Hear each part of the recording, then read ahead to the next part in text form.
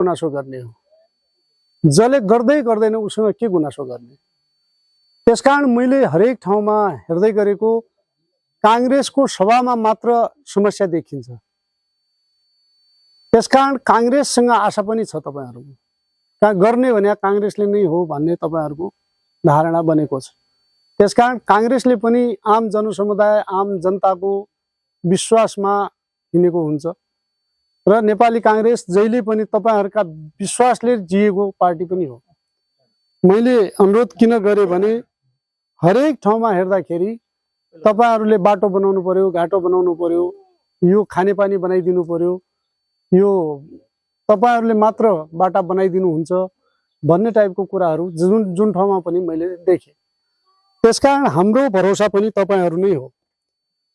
हामीले जित्यो भने अझै त्यो काम पूरा गरुला भन्ने पनि भन्छु। जस्तो खानेपानीको कुरा छ, यो थोरै काम सुरु भइसकेको रहेछ, अब थोरै बाँकी होला।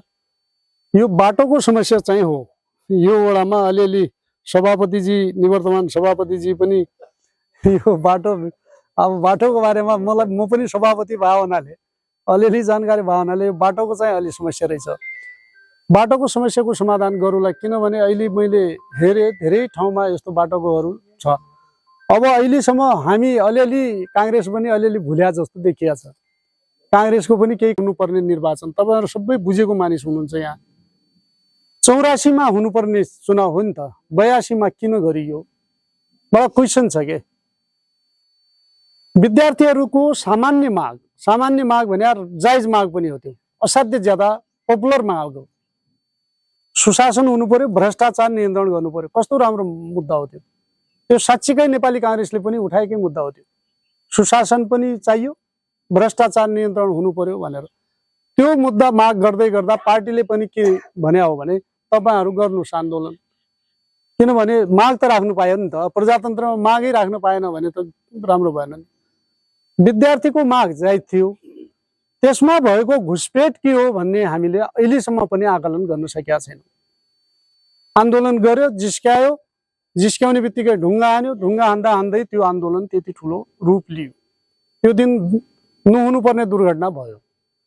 24 गतेको घटनाको कुरा मैले गरे किनभने म 24 गते 10 बजेतिर कोहलपुरमा थिएँ। कोहलपुरमा हुँदा अब यो बन्द हुन्छ, हिजो विद्यार्थी बिते, अब बन्द हुन्छ, तपाईँ कहाँ जाने हो, के गर्ने हो भनेर 2-3 जना साथीहरू हामी सल्लाह गरिरहेका थियौँ। एकैछिनमा हुल आयो। हुल आएर एकैचोटि अफिसहरू जल्न थाल्यो। मैले कञ्चनपुरमा फोन गरेको त्यही समय कतै करेक्ट 12:30 बजेदेखि सुरु भएको घटना। नेपालगञ्जमा पनि त्यही घटना भइरहेछ। कञ्चनपुरको यो सदरमुकाममा पनि त्यही समयलाई अट्याक गरेर जलिरहेछ। जल्ने तयारी पनि कस्तो छ भने पहिला टंकी तोड्ने, नलकाको हत्ता निकाल्ने, बिजुलीको लाइन काट्ने, अनि आगो लगाउने। कस्तो प्री प्लान। यो तपाईहरुले बुझ्ने मानिस भएको कारणले मैले भनेको यतिको। यो त प्री प्लान यो आन्दोलन हो नि त।